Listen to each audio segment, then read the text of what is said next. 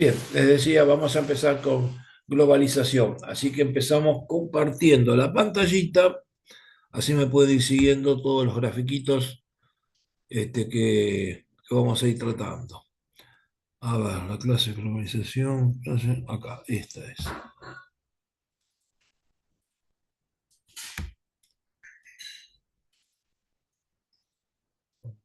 Acá, ahí está. Y este también lo minimizamos. Ahí estamos. Bueno, empezamos definiendo un concepto que son los problemas comunes a todas las economías.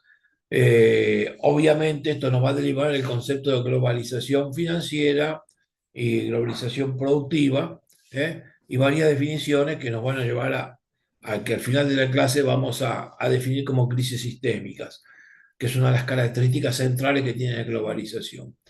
Pero para esto tenemos que empezar por comprender que desde hace por lo menos 30 años, ¿eh? La base en que funciona el mundo es la de un sistema globalizado. Para esto tenemos que entender eh, qué definimos por un sistema globalizado. En primer lugar, si es global, abarca todo el planeta. Y si abarca todo el planeta, se trata de un sistema cerrado, porque fuera del planeta no puede tener interrelación con nadie. Es decir, que ya está incluido todas las posibilidades que existan. Se define como un sistema cerrado a un sistema en el cual no las partes y las funciones y las relaciones que se forman entre las partes eh, tienen que estar influidas por lo menos por una de las partes que componen el sistema. Esta es una definición que ya vimos para el sector público, en la forma de funcionamiento. Bueno, el mundo global funciona de esta manera, como un sistema cerrado, es una definición de sistema cerrado. Ahora bien, esa es la primera característica. La segunda característica, que en este sistema hay actores que tienen más peso que otros, no todos los actores pesan lo mismo. No es lo mismo Estados Unidos que Uruguay, no es lo mismo China que Guatemala.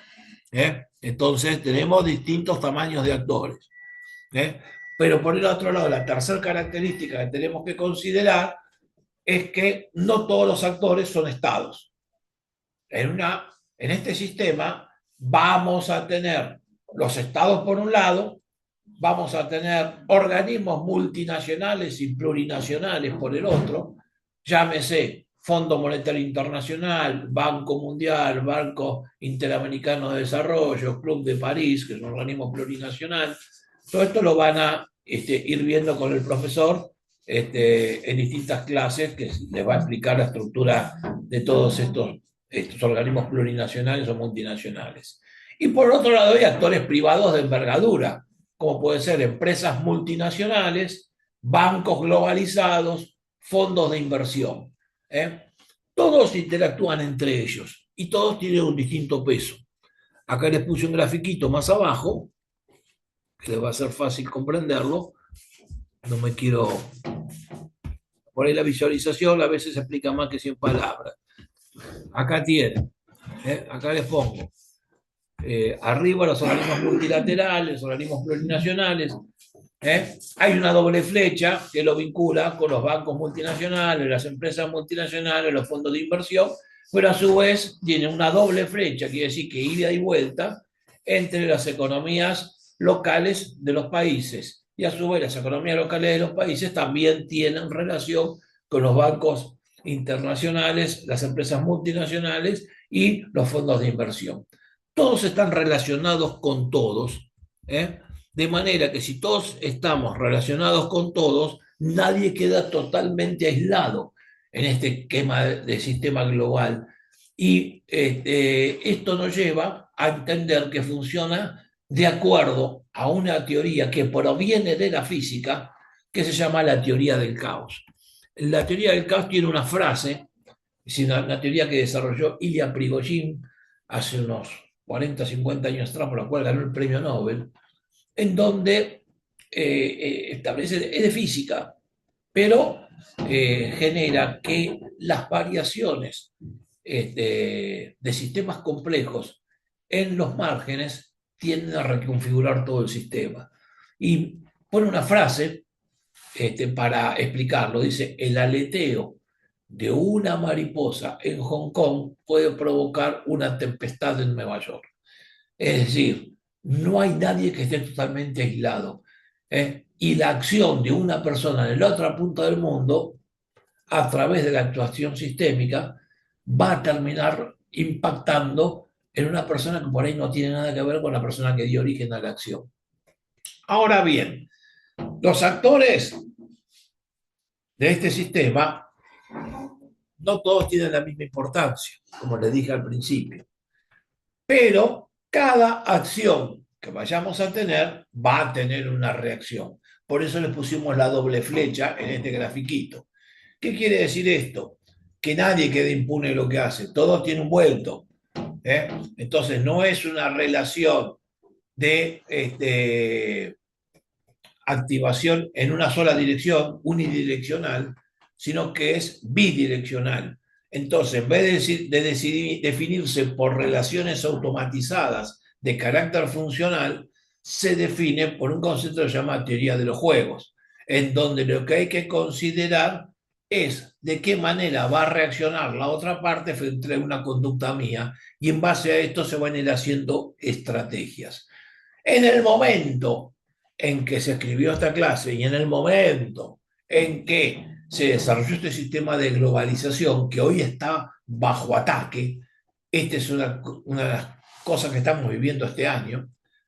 No lo logramos a cambiar en los apuntes porque es algo que se está dando y no sabemos en qué va a terminar. Pero el hecho concreto es que hoy está siendo seriamente cuestionado. Y este sistema de globalización, que nadie queda totalmente aislado del resto, pero existen reglas de juego para moverse, que son las instituciones internacionales, por eso las pusimos, entre las cuales también está la ONU, no solamente aquellas económicas, sino que al estar interrelacionadas provocan efectos funcionales y a través de la teoría de juegos a lo largo de todo el planeta que son bidireccionales. Dicho todo esto, estamos en condiciones de definirlo a este sistema, obviamente, y este sistema lo vamos a definir, obviamente, como sistema de globalización. Acá está, denominado globalización. La globalización es esto. Es un sistema en el cual todas las partes están interrelacionadas entre sí, un sistema de carácter cerrado con distintos tamaños de los actores. Les decía, Estados Unidos no es lo mismo que Uruguay, ni China es lo mismo que Guatemala. No es lo mismo el Fondo Monetario Internacional que un país pequeño en el sudeste asiático. Son dos cosas que tienen un peso distinto y una injerencia distinta en el sistema, pero el hecho que tenga una injerencia distinta no quiere decir que no vayan a ser. Si no, miren lo que está pasando entre Estados Unidos e Irán. Estados Unidos es la primera potencia militar del planeta, es la primera economía del planeta, aunque depende cómo se lo mida, lo vamos a ver un par de clases más adelante, porque hay análisis que demuestran que medidos los productos brutos internos en base al método de medición que se usa, si se usa el sistema PPP, es China la primera economía del mundo. Pero considerando que Estados Unidos representa casi el 25% de la economía mundial, está atacando a un país que tiene el mismo PBI que la Argentina, que es Irán, y representa el 0,6% de la economía mundial. Y sin embargo no se lo pudieron llevar puesto. ¿Y por qué? Y porque es un pequeño jugador, pero no se queda de brazos cruzados. Busca alianzas, busca apoyos, se alinea con bloques, entonces obviamente tiene capacidad de respuesta. Entonces termina empantanándose todo lo que algo que parecía una cosa simple, como fue llevarse puesto al gobierno de Venezuela, pensaron que podía aplicarlo en cualquier parte del planeta, y no es tan sencillo, porque todos los actores reaccionan frente a una acción de agresión de estas características. Bien, la globalización la vamos a dividir en dos etapas. Una se llama la globalización productiva y la otra se llama la globalización financiera. Vamos a introducirnos a las dos. La productiva la vamos a definir bien y la financiera también la definimos, pero la vamos a terminar de analizar en la clase que viene, por más que la dejemos planteada hoy con las características más importantes de todas. Bien, vamos a empezar por la globalización productiva. La globalización productiva parte de una concepción en donde se toma la globalización productiva, toma al sistema de producción y comercialización de dicha producción cuando toma el mundo como su mercado. Es decir, si estamos en un país y tenemos que hacer una estrategia de nuestra empresa, vamos a hacer una estrategia para esta empresa buscando un esquema productivo y de ventas de nuestro producto, ya sea para producir como para vender, en donde nuestro mercado sea el mundo. Para esto hay un concepto que se torna central y que es lo más importante que tienen que entender. Se basa en un concepto que se llama deslocalización de la producción. En la globalización productiva, las empresas no quedan atadas a sus países de origen, sino que van a pensar la producción en forma global. Entonces, van a deslocalizar y a globalizar su esquema productivo. ¿Qué quiere decir esto, deslocalizar y globalizar el sistema productivo? Y que van a buscar, esperen que estoy emitiendo compañeros, me desapareció la flechita. Acá está. Van a buscar en todo el planeta la mano de obra más barata, donde quede localizada, para comprar. Van a las materias primas, perdón, más baratas para comprar. A donde esté la mano de obra más calificada y más barata para contratar. Van a buscar los sistemas industriales para ensamblar que les resulten más baratos. Van a hacer una toma de ganancias en otros paraísos fiscales para pagar menos impuestos a través de la planificación fiscal. Es decir, van a estar tomando en consideración dentro de la integración de su cadena de valor productivo a todo el planeta y se desvinculan del destino de su país. Este es el principal concepto que tiene que entenderse como pilar de globalización productiva. Y a su vez también va a tomar al mundo como parte de su objetivo. Es decir, no trabaja para vender en el país de origen, sino que trabajan para globalizar la producción y llevarla a escala mundial y comercializar a escala mundial. Esto es el concepto central de la globalización productiva. Para que se pueda entender, ahora voy a explicar las ventajas que tiene para las empresas que la aplican, pero se tienen que adoptar ciertos criterios que los enumeramos acá en un cuadrito. A ver, esto es lo que les expliqué recién. Acá está. En primer lugar, lo que se hace, que está más arriba, acá está. Se utiliza el mundo como un horizonte productivo para cada parte del proceso productivo, de forma tal de maximizar las economías de escala. A ver, ¿qué quiero decir? Yo lo que voy a hacer es tomar al mundo como el horizonte productivo.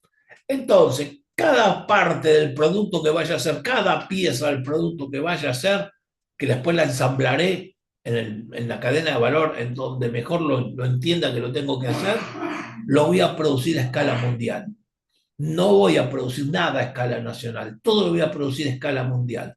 Al producirlo a escala mundial, puedo maximizar las economías de escala y operar con costos marginales decrecientes, utilizando al máximo el Fordismo que estudiamos en las clases anteriores. De esta manera, estoy bajando un costo y se me está poniendo en ventaja frente al resto. Si yo tengo una capacidad de producción global, voy a producir para 8.000 millones de personas, como hacen los chinos, que deslocalizan su producción o la centralizan de acuerdo a lo que más le convenga, pero producen a escala mundial. En cambio, si yo tengo que concentrarme con una empresa en Argentina, por más importante que sea, produce a escala nacional. Y no tengo forma de competir con costos marginales decrecientes y no tengo forma de competir con costos medios en las escalas productivas en las que puede hacer una empresa que está operando en forma globalizada. Segundo, algo le mencioné, se considera geográficamente cuál es la calificación de la mano de obra más adecuada. Es decir, se escanea el territorio y se busca la mano de obra más calificada para hacer las tareas industriales o de servicio que tenemos que hacer. Ahora, una vez que lo ubiqué dentro de la mano de obra más adecuada, se considera geográficamente cuál es la mano de obra más barata. Es decir, primero me fijo si está calificado y después empiezo a buscar el precio.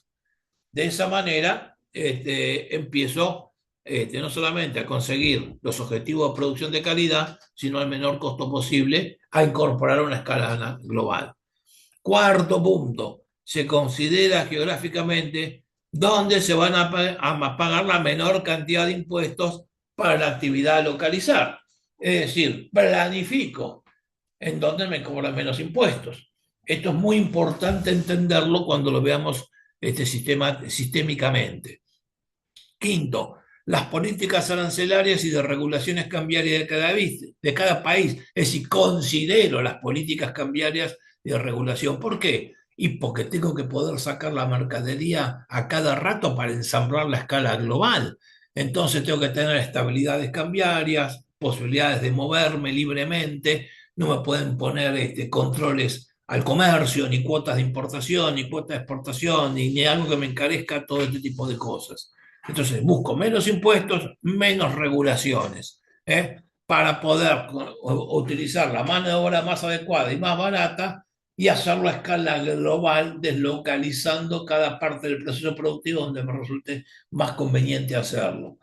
Después, sexto, la disponibilidad de materias primas baratas. ¿Por qué? Y porque tengo que abastecer de insumos el proceso productivo. Entonces, no solamente tengo que considerar en dónde me va a resultar más barato hacerlo, sino cómo voy a mantener la cadena de abastecimiento para que esto opere.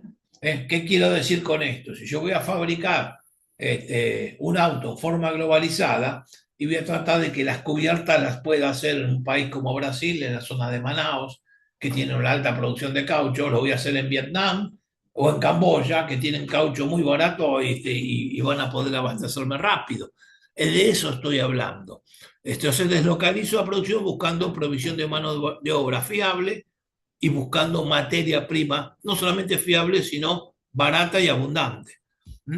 Entonces, sigo el sistema legal de propiedad y disposición de dividendos. Obviamente, si voy a deslocalizar la producción, tengo que pensar que no puede correr el riesgo la propiedad de la empresa que estoy montando en ese país. Entonces yo me voy a fijar bien cuáles son las reglas de juego para la propiedad.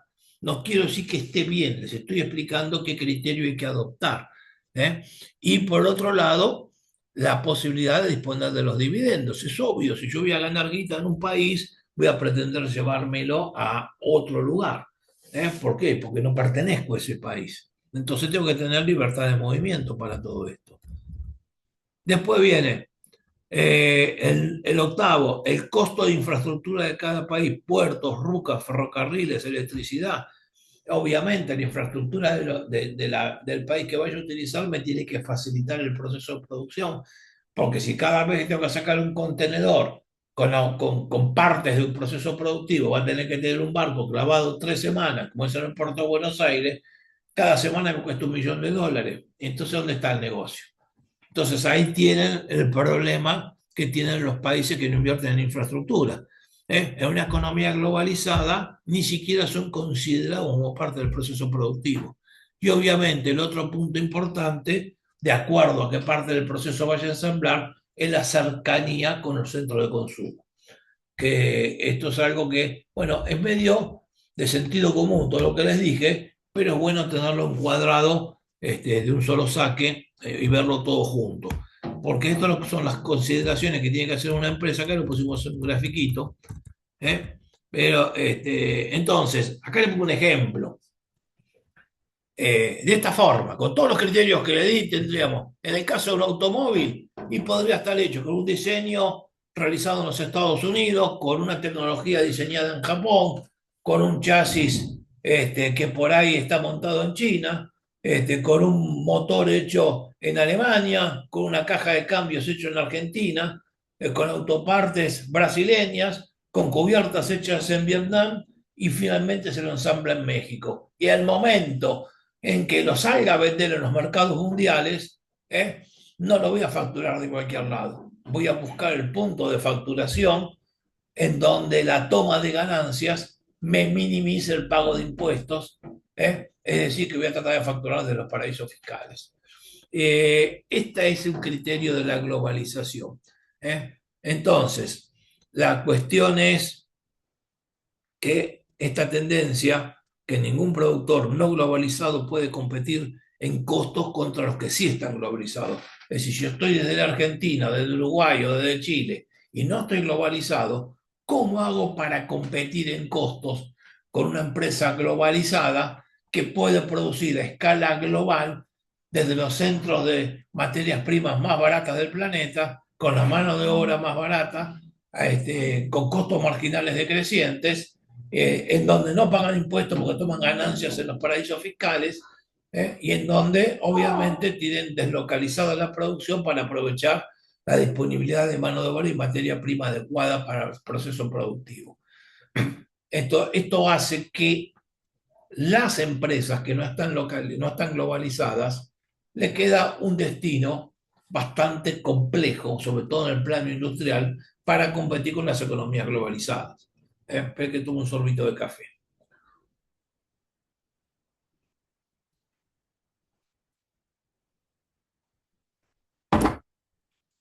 Este destino son dos caminos que tiene.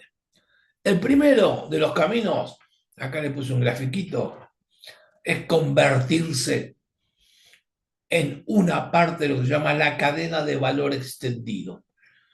Ustedes habrán estudiado quizás en otras materias, y si no lo hicieron, les sugiero que lo hagan, porque lo van a tener que hacer, los subconceptos van a repetirlo toda su vida, la cadena de valor y la cadena de valor extendida. La cadena de valor es cuando yo realizo el proceso dentro de mi propia empresa.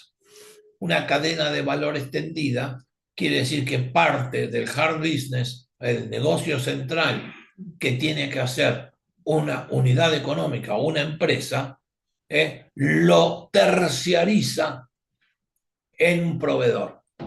Entonces, ese proveedor se tiene que comer en los costos de almacenamiento, de stock y demás, y va a tener que entregar la producción al menor precio posible, comiéndose en su propio costo todo el costo de los costos fijos del almacenamiento. ¿Por qué? Y porque al proveedor que lo va a contratar le va a convenir comprarle, venderle porque le da mucha escala de compra, pero a su vez tiene que entregar just in time para que, para que el productor globalizado no tenga costos de stocks. Entonces, ser parte de una cadena de valor extendida quiere decir que me voy a hacer cargo de producir parte de todos estos bienes. Por ejemplo, el caso más típico son las autopartes argentinas. Si las empresas que trabajan en la Argentina para producir autos no producen todos sus repuestos ni todas sus piezas las empresas automotrices se ensamblan. Una parte la traerán del extranjero y otra parte se produce acá en otras empresas que le facilitan las autopartes montadas. Esa empresa se llama la empresa autopartita, es una cadena de valor extendida de las automotrices. De eso se trata. Eso, participar como proveedor en la cadena de valor extendida de las empresas globalizadas. De esta manera tengo una salida posible. Y la otra salida posible, que acá le puse un pequeño grafiquito, es lo que le puse hay un cartel inmenso. Es la estrategia de nicho. Es decir, me quedan dos opciones. O me incorporo como cadena de valor extendida o me incorporo con una estrategia de nicho. ¿Qué es una estrategia de nicho? La estrategia de nicho quiere decir, prefiero ser este, cabeza de ratón que cola de león. ¿Qué quiere decir con esto? les digo, prefiero tener un espacio pequeño en donde mando yo y tengo la lealtad de los consumidores y puedo aplicar discriminación de precios que competir con los gigantes. Y los gigantes no les conviene meterse a donde hay un nicho porque los costos de entrada y salida son demasiado altos para la rentabilidad que le van a dejar. Entonces liberan los nichos para que lo aprovechen las empresas pequeñas. Entonces, cuando hay una economía globalizada, las empresas locales muchas veces, si no pueden incorporarse en una cadena de valor extendida, se adueñan de una estrategia de nicho.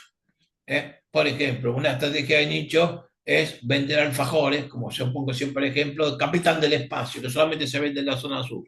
Lo van a ver al tipo y le dice, tengo un contrato para vender 2 millones de cajas de alfajores, no me interesa, te dice. Yo vendo en la zona sur y mi producción es esta y el día que hago un alfajor más, me fundo. Y no le interesa más que ese tamaño. ¿Por qué? Porque mientras venda ahí, no lo desplaza ni Dios. Ahora, si se quiere extender, se va a fundir, porque no va a poder competir con los grandes.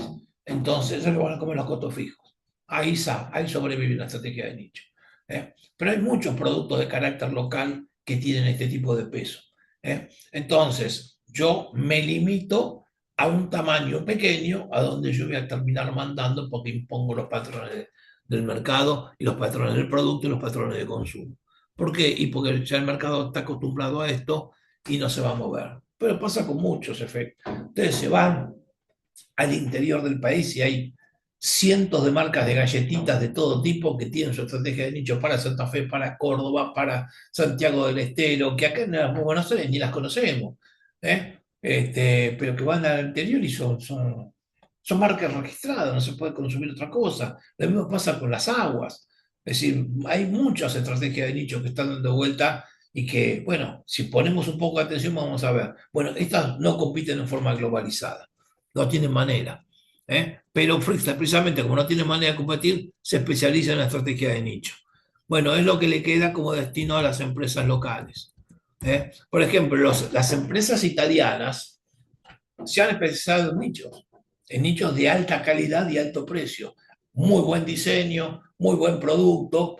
Por ejemplo, en Italia no se puede hacer una sola planta de café, sin embargo, son los principales productores de café. ¿Y por qué? Se han especializado en hacer blends especiales. Y lo traen aparte y ellos lo mezclan, los tuestan, los mezclan y arman un blend casi único. Y los cafés italianos son los mejores del mundo. Y esos son los nichos que han creado.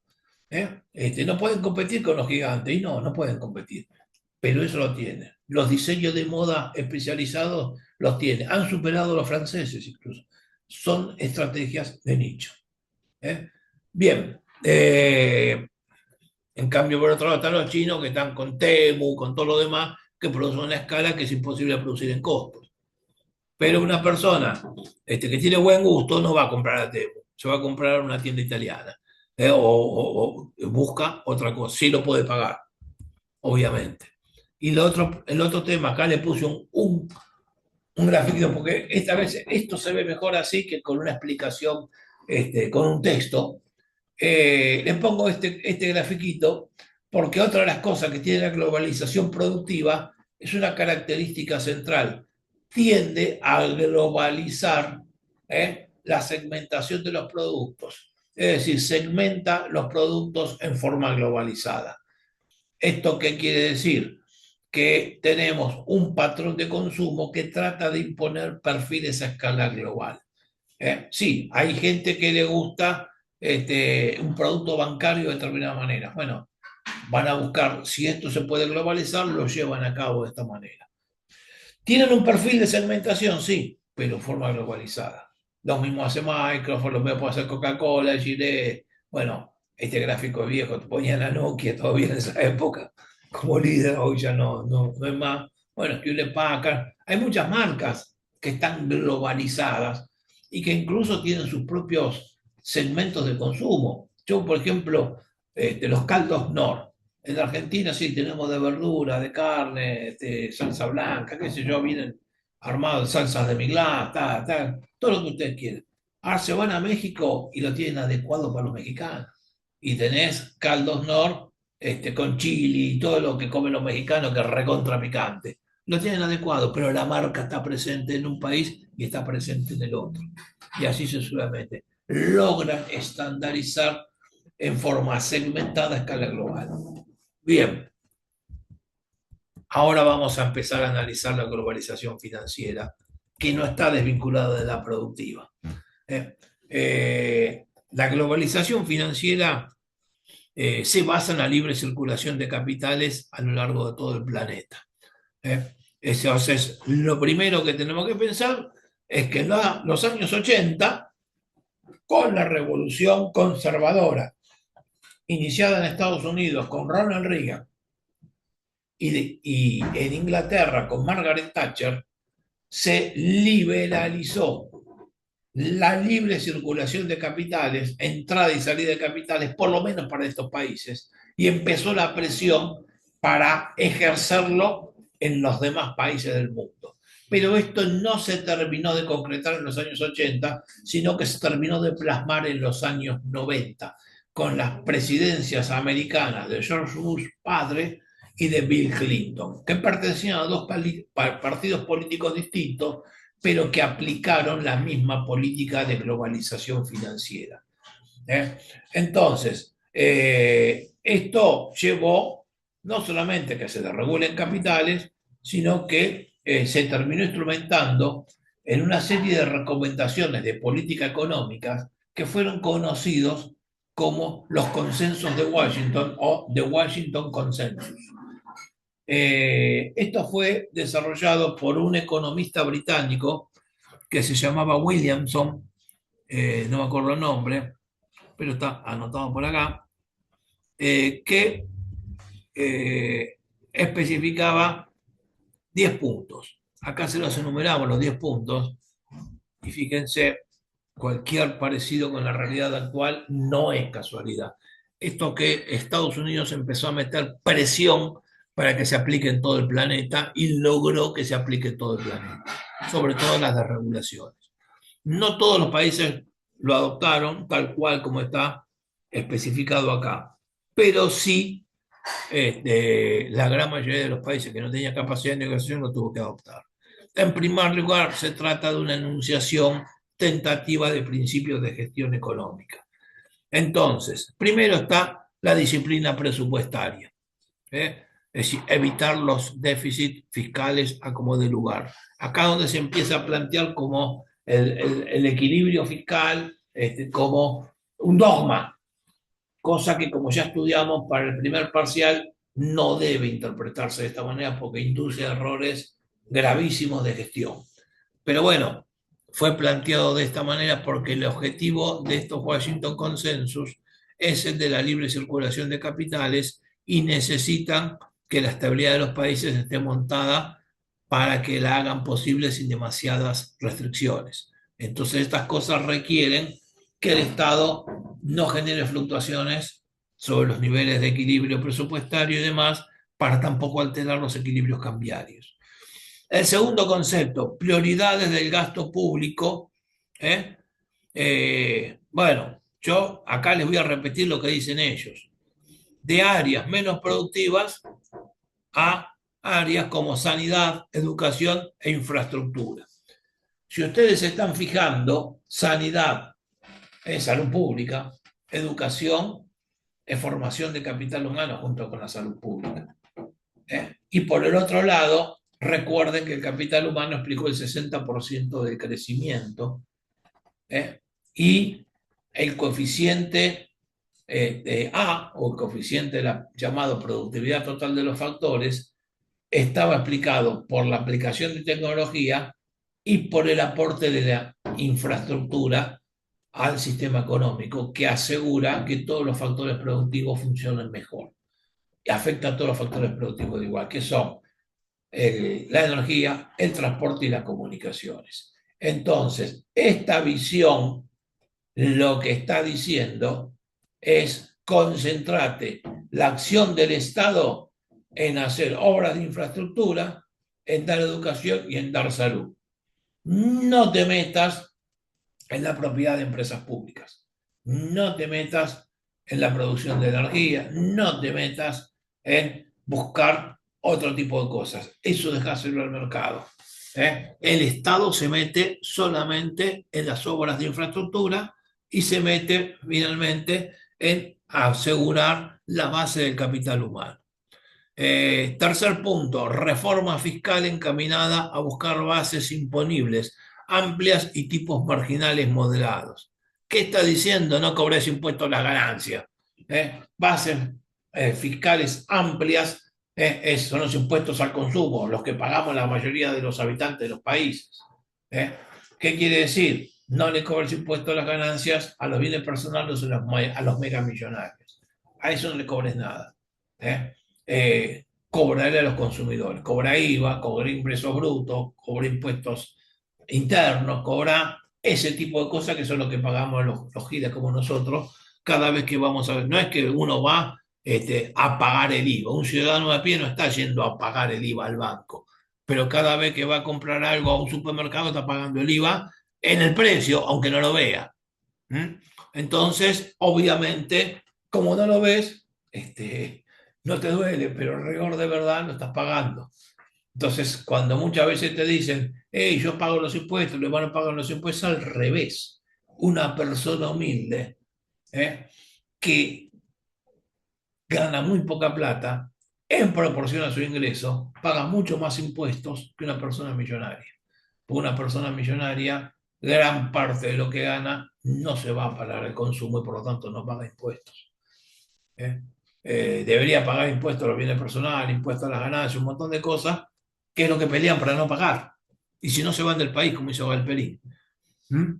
Después está el otro concepto, es la liberalización financiera, especialmente en los tipos de interés. Le está diciendo a los bancos cobren lo que se les da la gana, que es lo que están haciendo ahora en la Argentina. Y le están diciendo a los bancos, el Estado no se va a meter en asignar el crédito. ¿Qué quiere decir esto? Lo van a estudiar la clase que viene cuando veamos los acuerdos de Basilea. Es un tema que vamos a tratar en la clase que viene. Pero le está diciendo, los mercados financieros, es decir, los bancos, van a decidir a quién le prestan y para qué, y te van a cobrar lo que se les da la gana. El Estado se retira de la regulación de las tasas y el Estado se retira de la orientación del crédito. Entonces, ¿en qué terminamos con esto? Los invito a que revisen un balance diario del Banco Central, a que el 99,9% de los créditos sean créditos destinados al consumo, a las hipotecas, a las prendas, a las tarjetas de crédito, al descuento de cheque y a los créditos personales, con tasas altísimas que no las controla nadie y obviamente estamos terminando en una crisis de endeudamiento donde nadie puede pagar la tarjeta. Bueno, este es el caso argentino extremo en este momento, pero lo que significa es que el crédito deja de ser una palanca de formación de capital en los países para pasar a ser una captación de una renta fija a través del endeudamiento de las personas de a pie. ¿Y a dónde va esto? A los bancos. Eh, Otra cosa, tipos de cambio competitivo. ¿Qué quiere decir tipo de cambio competitivo? Tipo de cambio alto. Yo ya les expliqué qué significa un tipo de cambio alto. Significa tipo de cambio nominal dividido nivel de precios local, multiplicado por el nivel de precios de Estados Unidos, pongámosle. Si no, no voy a tomar el tipo de cambio multilateral, voy a tomar el de Estados Unidos nada más para que se entienda un ejemplo. En Argentina, un tipo de cambio real alto va a significar un tipo de cambio nominal alto, un tipo de cambio nominal alto. Y un tipo de cambio nominal alto va a significar salarios reales bajos. Entonces, tipos de cambio competitivo significan salarios reales bajos. ¿Por qué? Porque el salario real es igual al salario nominal dividido en nivel de precios.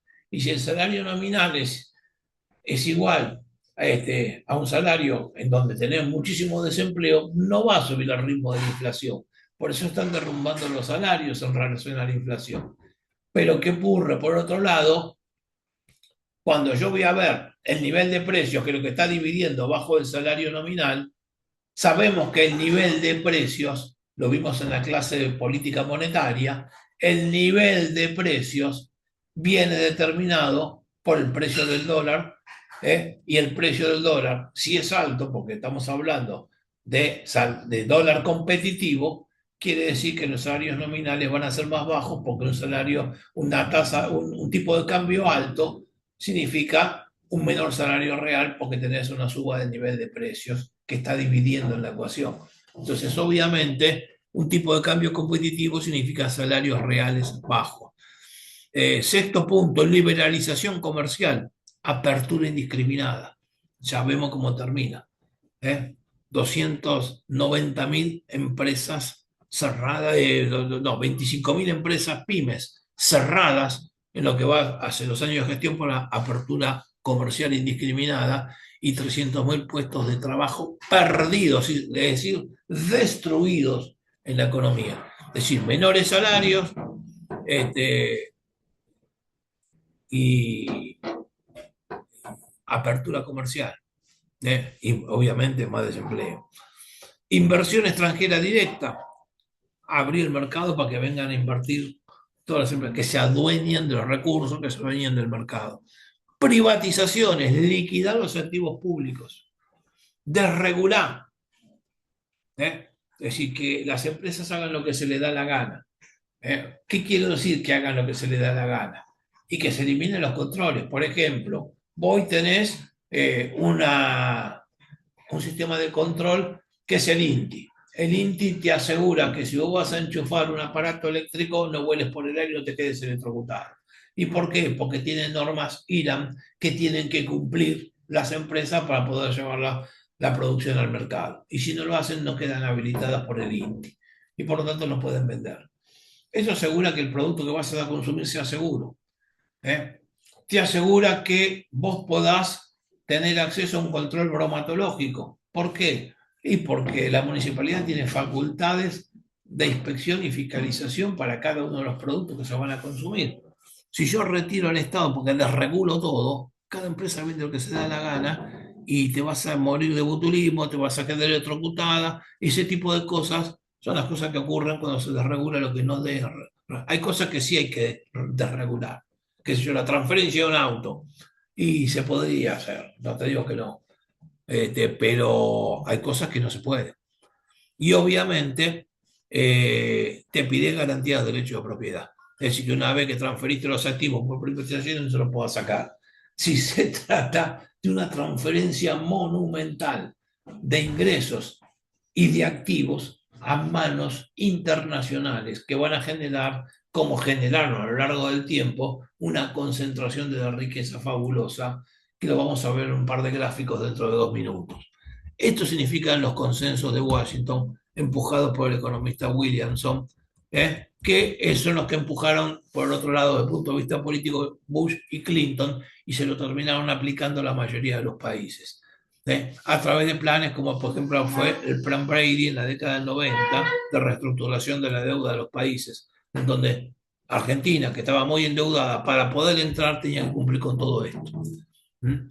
Y de hecho, cuando se aplicó todo esto en la Argentina, terminó provocando lo que se llama la pobreza estructural de la cual no pudimos salir. Y esa pobreza estructural significa arrojar a más de 10 millones de personas, que hoy ya son 20, a la calle sin que se puedan reinsertar en el mercado laboral. Entonces esas personas están en edad de jubilarse y no se pueden jubilar porque no tienen los aportes. Y si los querés incluir, sos un criminal fiscal porque estás provocando déficit. Entonces te encontrás con un callejón sin salida. Entonces, ¿qué es lo que hacen? Deniegan los remedios porque se mueran, y tenemos un proceso de eutanasia general, porque de eso se trata de que se mueran.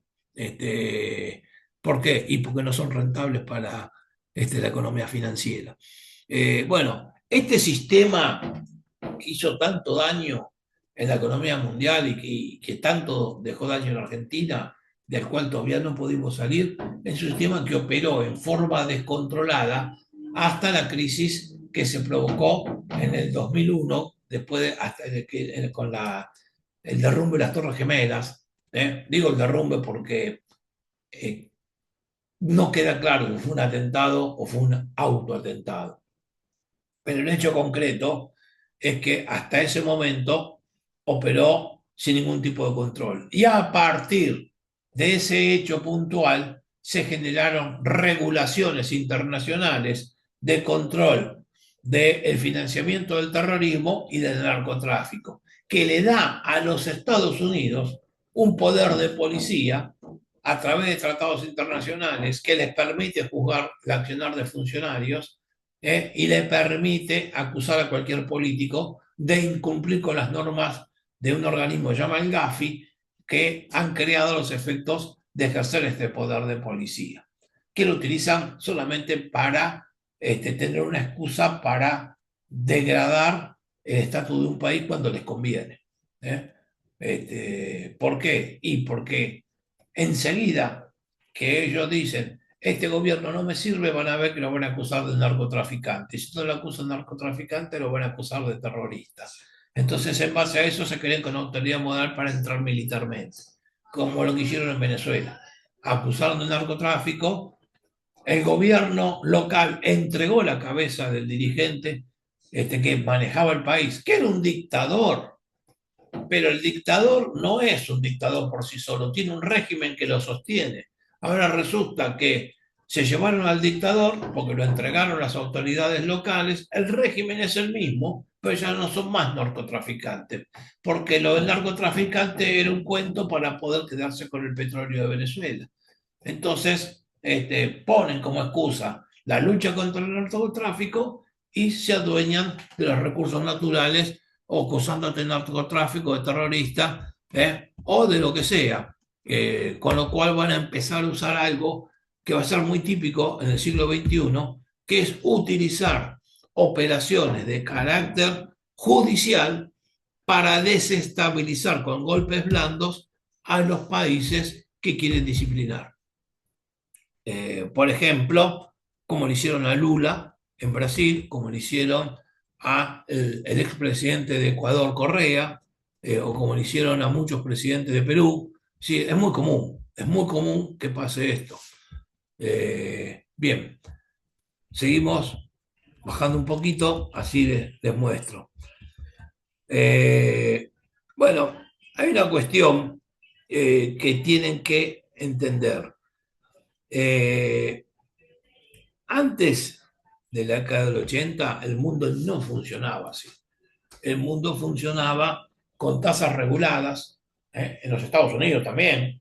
El mundo funcionaba con un sistema de control de capitales, con un sistema de control de cambios. El mundo funcionaba con un bancos centrales que direccionaban el crédito a los sectores estratégicos que querían desarrollar y el crédito era productivo. Hoy el 99% del crédito es de consumo. Entonces, ¿y a quién endeudan a las personas? Bueno, la cuestión es que este tipo de sistema de libre circulación, acá lo puse en azul para que les quede claro, se lo voy a leer en azul. El principal efecto de la libre circulación de capitales es que todos los países pierden, obviamente, porque esto genera inestabilidad, salvo el que emite la moneda local. ¿Y qué pierden los países? Pierden su autonomía monetaria y su autonomía fiscal. ¿Por qué su autonomía monetaria y su autonomía fiscal? Porque frente a capitales que se fondean en forma globalizada, vos no tenés capacidad de acción local, ni fiscal ni monetaria, porque siempre vas a estar bajo un ataque especulativo basado en lo que se llama la escuela de expectativas racionales, que ya lo hemos estudiado. ¿Eh? Entonces, vos no tenés capacidad de acción cuando hay libre circulación. Acá les puse un ejemplo. Si Argentina, por una circunstancia, subiese la tasa de interés, lo que va a ocurrir es que la tasa de interés al subir va a provocar una entrada masiva de capitales. La entrada masiva de capitales van a venir a hacer carry trade a la Argentina, va a provocar que baje el tipo de cambio real. ¿Por qué? Porque hay más oferta de dólares que demanda. entonces va a bajar el precio del dólar y el dólar se va a apreciar. Como decir, baja de 1.400 a 1.000, salvo que vos sacas a comprar reservas y lo cortes. Entonces, esto es lo que estaría pasando cuando vos salís a hacer una política de estas. Ahora bien, si en el medio de todo esto, un país como México, que es parecido a la Argentina, deja de pagar su deuda externa, automáticamente los capitales que están invertidos en países subdesarrollados dicen, estos se van a contagiar todos y acá no va a pagar nadie. Entonces aplican un concepto que se llama flight to quality, que es volar hacia la calidad. ¿Qué quiere decir esto? Se van a la mierda de la Argentina y empiezan a colocar sus inversiones en mercados seguros, que son los del primer mundo. Es decir, fluyen de nuevo hacia Estados Unidos. Entonces tenés una huida masiva de capitales que te va a generar una devaluación. Conclusión, sin que vos hayas hecho nada, pasás a una montaña rusa. Perdés tu autonomía financiera y perdés el control de tu política económica. Es por solo hecho de estar globalizado, abierto al sistema. ¿Por qué? Porque quedás sometido a los embates de la economía internacional. Te agarra la locura, la suba la tasa de interés, te apreciás. A los 2 meses, otro país no pagó y terminás en una crisis devaluatoria. Es decir, ¿y qué hiciste en el medio? Nada, sos víctima de la situación. Entonces, esto significa perder. Por eso que todos los países pierden porque tienen estabilidad. Lo que genera este, es que a partir de acá, lo que se te sugiere es que no hagas nada. ¿Por qué? Porque cualquier cosa que haces va a ser comido por la especulación de las expectativas racionales. ¿eh? Entonces, y hay otra cosa importante que genera la globalización financiera junto con la productiva. En un escenario de estas características, regulado por los consensos de Washington, los países se van a matar entre ellos para producir desregulaciones, para darle facilidades a la entrada de capital extranjero. ¿Por qué? Porque lo que van a buscar es desesperadamente ser parte de esa cadena de valor globalizada. Con lo cual lo que van a hacer es precarizar los sueldos, desregular la actividad laboral para que bajen los salarios, van a buscar competitividad a partir de la la libre entrada de capitales y salida de capitales y a través del libre comercio. Conclusión, van a bajar impuestos, ¿eh? Y si bajan impuestos van a poner impuestos a los consumos y lo que van a hacer es bajarle los impuestos a las grandes empresas.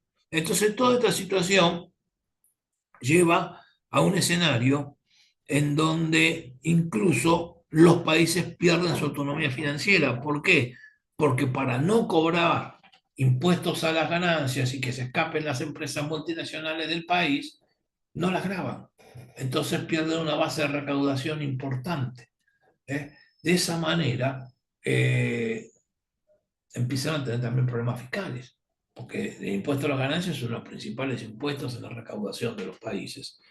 Bueno, de esto se trata y es un proceso de ajuste permanente. Ahora, acá les pongo un ejemplo con un gráfico que lo hizo un viejo conocido nuestro que es Tomás Piketty. Fíjense, acá les pusimos para los 5, no estoy hablando de países latinoamericanos, no estoy hablando de países comunistas, nada. Les pongo 5 países líderes en el mundo: Estados Unidos, el Reino Unido, Suiza y Alemania.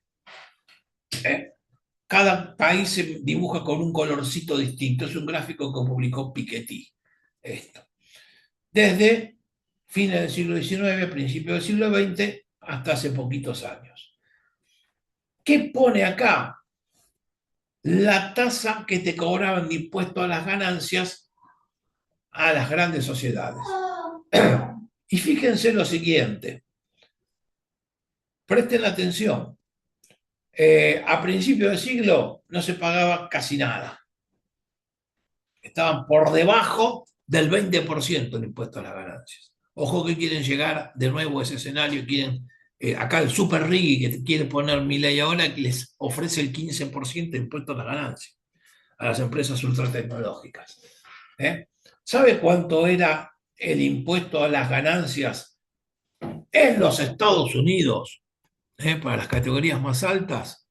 Entre 1940 a 1980, el 70%.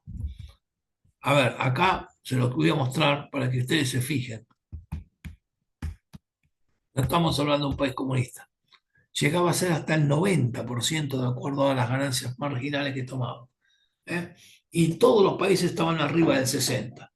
Después de la revolución conservadora, este tipo de impuestos, con los consensos de Washington, cuando llega la década del 90, se reducen a tasas que hoy están cerca del 30% para algunos países como Estados Unidos o el Reino Unido. Otros países que están radicados en Europa tienen tasas más altas que hoy todavía están entre el 50 y el 60%, para que ustedes vean el peso que tienen los impuestos en ese tipo de países, pero que obviamente es mucho menor que el que tenían en el periodo de la década del 70. Esta es la realidad.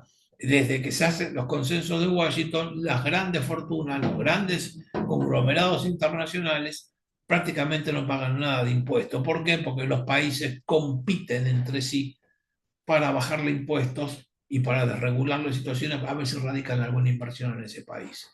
¿Mm? Pero esto no termina acá. Acá les pongo la forma en que queda distribuido el ingreso entre el percentil superior y el percentil superior. ¿Cuánto participa el 1% más rico de la población en la distribución del ingreso? Fíjense, durante todo el periodo que estudiamos antes del primer parcial, en donde veíamos que el coeficiente beta bajaba, ese coeficiente beta que bajaba hacía que el 1% más rico de la sociedad participe cada vez menos en el ingreso, bajando de un nivel superior al 25% que tenían a principios del siglo promedio hasta un nivel que estaba entre el 10 y el 5% de la economía. Esa fue la brutal transformación que trajeron los 30 gloriosos a través del impuesto a la herencia, a través del impuesto fuerte en los márgenes de ganancia. ¿Eh? Cuando viene la revolución conservadora en la década del 80 y 90 y empieza los consensos de Washington, este percentil más rico de la población, este 1% de la población, recupera niveles que hoy están en los Estados Unidos, por lo menos, arriba del 20% y cada vez se acercan más al 25% que existían a principios del siglo. Yo creo que si este gráfico hoy lo actualizo, le va a dar más cercano al 25%. En tanto que en el resto de los países de origen europeo están alrededor del 15%, cuando antes estaban abajo del 5%. Es decir, hay una transferencia de ingreso al 1% más rico por año, que es 10 puntos del PBI mundial. Si yo esto te lo mantengo a lo largo de 40 años, les va a dar un resultado que les va a explicar por qué el 1% más rico de la población, es este percentil que estamos marcando acá, es la propietaria del 60% de los activos del mundo, así de la riqueza mundial. ¿Por qué? Y porque están acumulando a tasas brutales, gracias a la globalización, y ahora vamos a ver cómo opera todo esto. Bueno, la globalización tiene otra característica, y esto es lo más importante, tiene crisis sistémicas, y de las crisis sistémicas va a aparecer un fenómeno que se llama el efecto contagio. Las crisis sistémicas están en el ADN de la globalización, siempre se producen. ¿Por qué? Porque como hay libre circulación de capitales, el arbitraje funciona a escala global y funciona a través de bancos internacionales y de fondos de inversión internacionales que se fondean a lo largo de todo el planeta. A su vez, tenemos un fenómeno, ¿eh? El Fondo Monetario Internacional, los grandes fondos de inversión, las grandes empresas multinacionales, los bancos internacionales, el Banco Mundial, los gobiernos principales del mundo, como Estados Unidos, están todo el mundo, todo el tiempo haciendo una prospección de la macroeconomía de cada uno de los países. Y obviamente, cuando hay tanto nivel de circulación de capitales, para que uno gane, otro pierde. Si el mundo crece al 2%, yo estoy amasando una fortuna del 15 al 20% entre año y año, obviamente es porque si el mundo creció al 2, hay un 13% que está perdiendo porque yo llegué al 15. Entonces, obviamente, esto hace que si yo gane, alguien esté perdiendo la economía, alguien paga los precios del enriquecimiento por encima de la media. Si yo estoy creciendo por encima de la media, es porque otros están cayendo.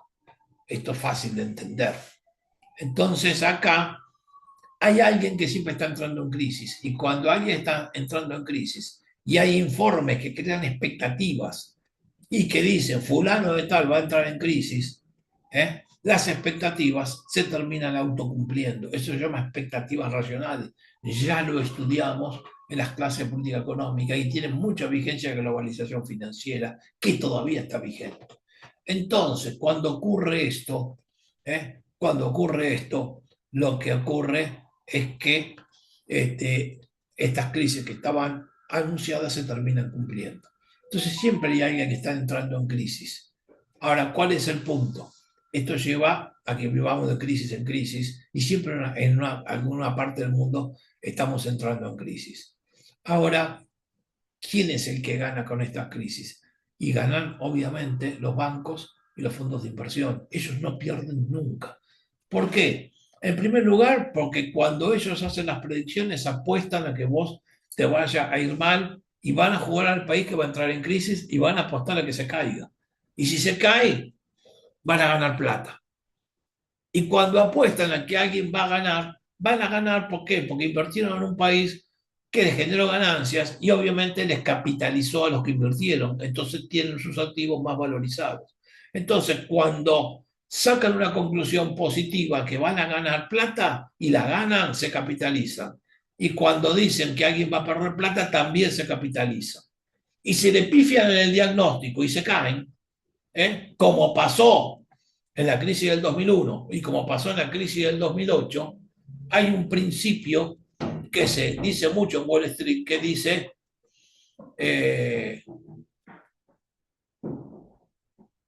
too big to fall, demasiado grande para caer. Si es demasiado grande para caer, too big, demasiado grande.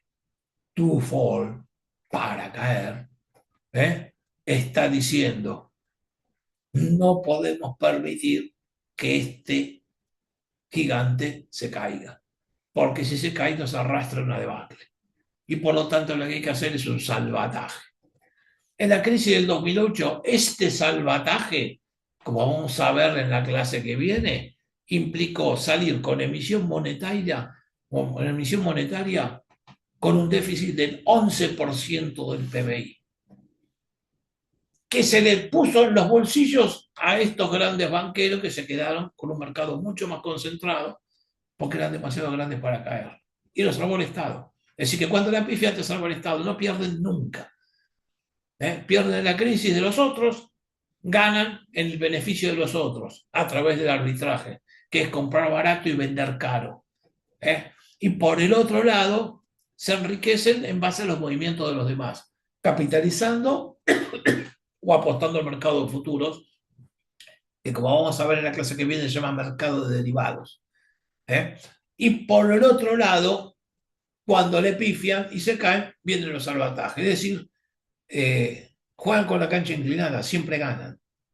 Y si siempre ganan y los demás pierden a cada rato porque vienen de crisis en crisis, obviamente esto genera una concentración del ingreso que te lleva a estas diferencias brutales que tenemos. Súmenle a todo esto el coeficiente beta que estudiamos con Piketty en su momento, que les explica por qué la especulación financiera engrosa el valor de beta y al engrosar el valor de beta lleva a que la distribución del ingreso sea a favor del capital y en detrimento del trabajo, como lo fue.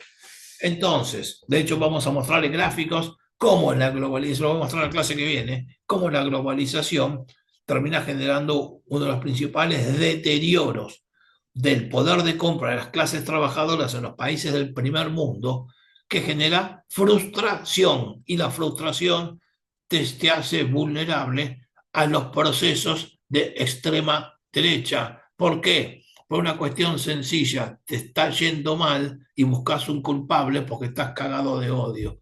Lo que tenés que hacer es muy fácil: tenés que entregarle a ese culpable y decir, este es la casta, este es el que se llevó la plata. Entonces lo que hay que hacer es poner a alguien que venga de afuera y resolver las cosas con una política simplista que obviamente no va a resolver nada.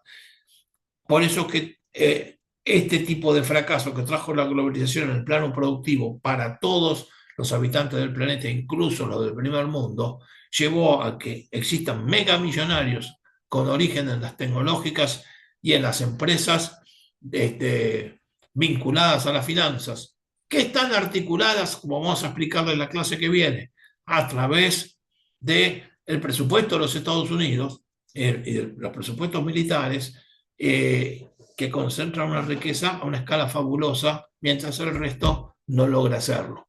¿Eh? Ahora bien, esto hace que las crisis sean sistémicas. Con las crisis sistémicas va a ocurrir algo que no existía hasta ahora y que es debido a la libre circulación de capitales que no se controlan. Entonces, lo que se hace es vivir de crisis en crisis, y con esto aparece el efecto contagio.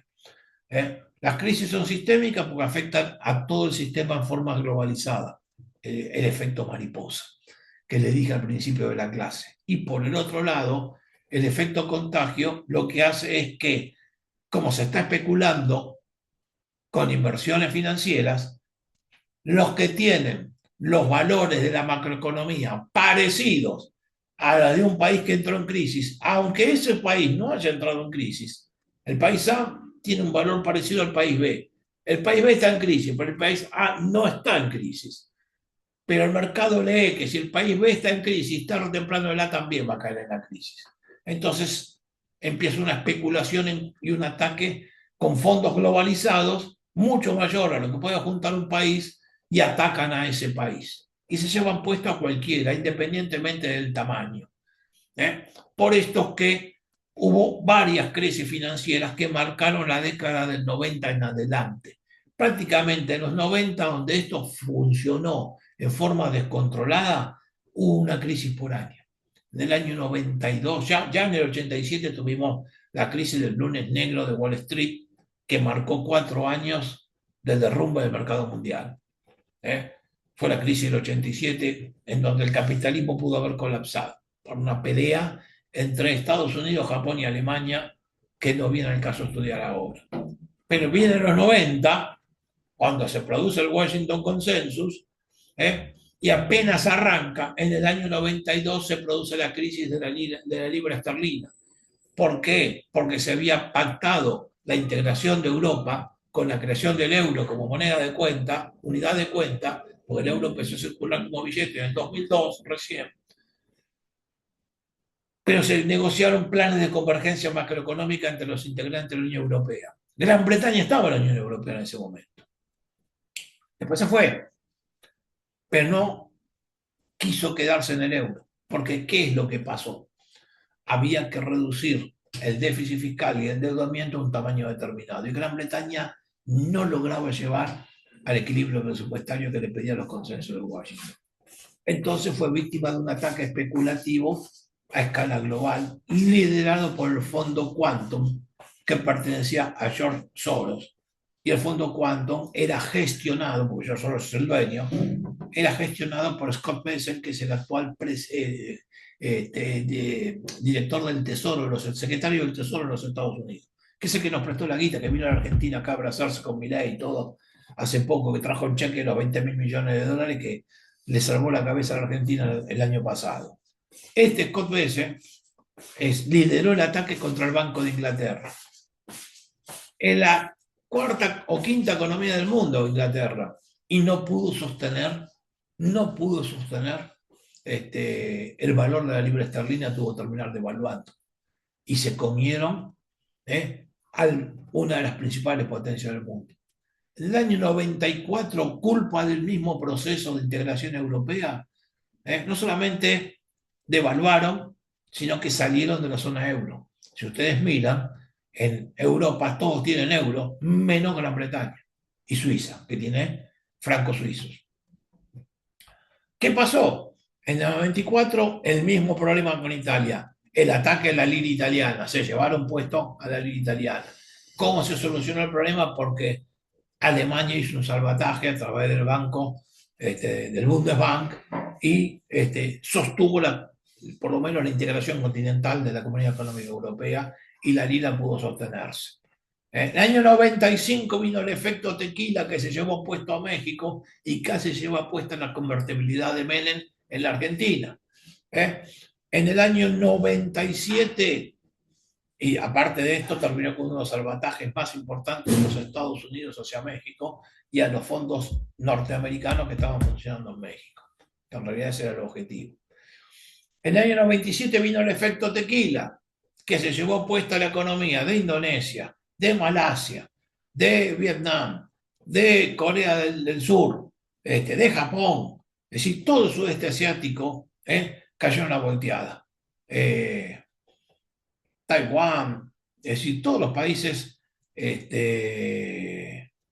Tailandia, todos los países tuvieron que devaluar y se cayeron, y no estaban mal planteados, pero estaban expuestos a vulnerabilidades en el sector externo por toma de deuda que habían hecho y que corrían el riesgo de no cumplir. Frente a ese posible riesgo, tuvieron una huida masiva de capitales que se lo llevó puesto a todos.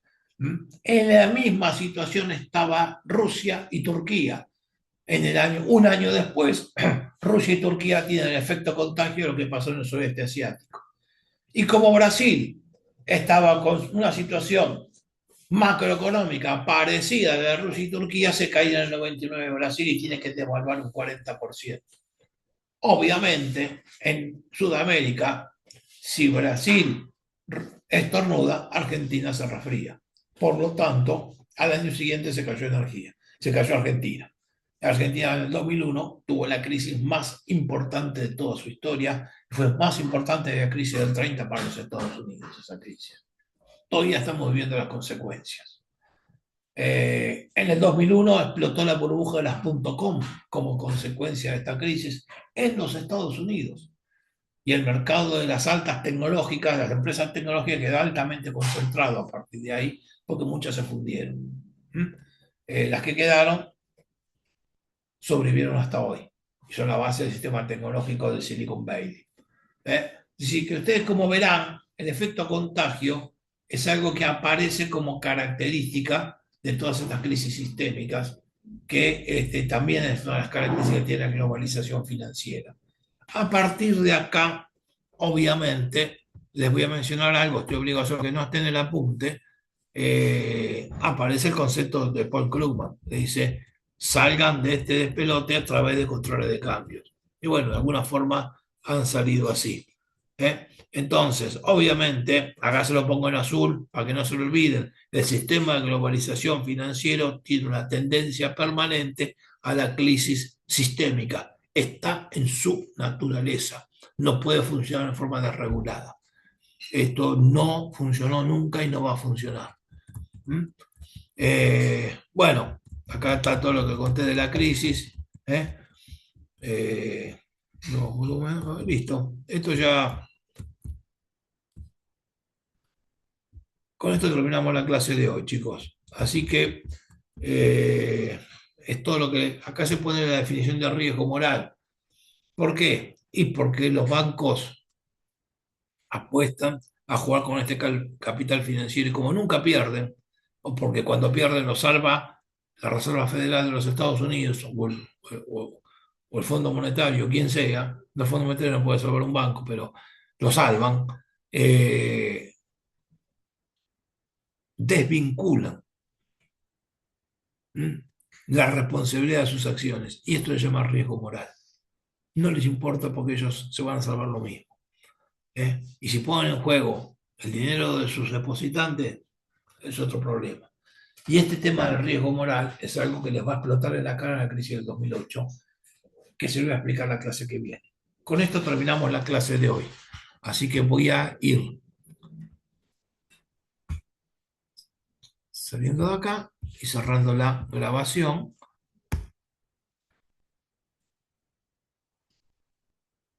de